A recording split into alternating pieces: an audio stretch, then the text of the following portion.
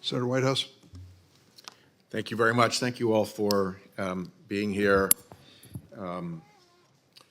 Mr. Olson, you and I were both engaged in that 2008 initial process back when I was on the Intelligence Committee as well as the Judiciary Committee. So let me just join Mr. Abate in his feelings of dismay that these errors have been allowed to take place.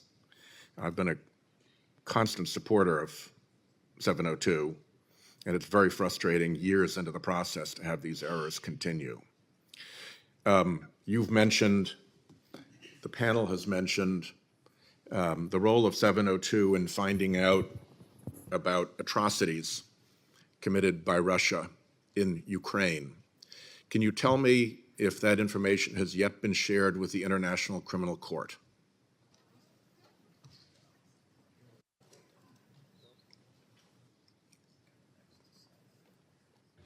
I'm not sure. I defer to my colleagues about whether it has or not. Yeah. The reason I'd like an answer to that is that this committee, Senator Graham, Chairman Durbin, saw to it that a law was passed lifting the ban on cooperation with the International Criminal Court as it regards specifically Russian atrocities in Ukraine. And our understanding from the last conversation we had was that the Department of Defense was stopping the executive branch from complying with that law passed by Congress.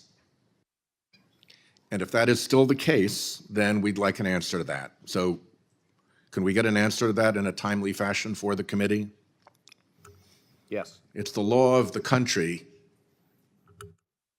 for the executive branch to cooperate with the International Criminal Court as regards the investigation into Russian crimes. The failure of the executive branch to abide by that law, I believe, because of the recalcitrance of one agency, just isn't consistent with the way things are supposed to work in our democracy.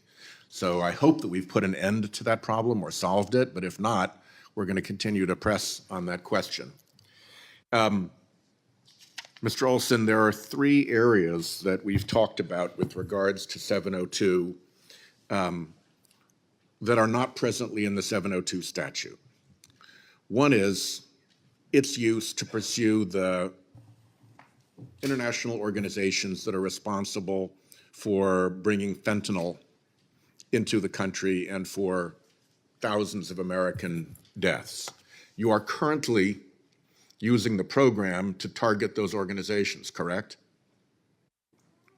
The program is being used, Senator, for the purpose of gaining intelligence on fentanyl distribution, focusing on individuals and groups outside the United States who are not U.S. persons. So let me make a recommendation that you add to 702 a specific authorization for that purpose.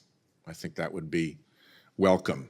Second, you've announced a considerable number of repairs and reforms, including the FBI unclassified congressional notice that we received today. Those are all being accomplished administratively, correct? That's correct at this point. I would strongly recommend that you take as many of those as you feasibly can and bake them into the law. So work on an amendment that incorporates those reforms so that it now is part of the 702 law that we will be voting on. The third is that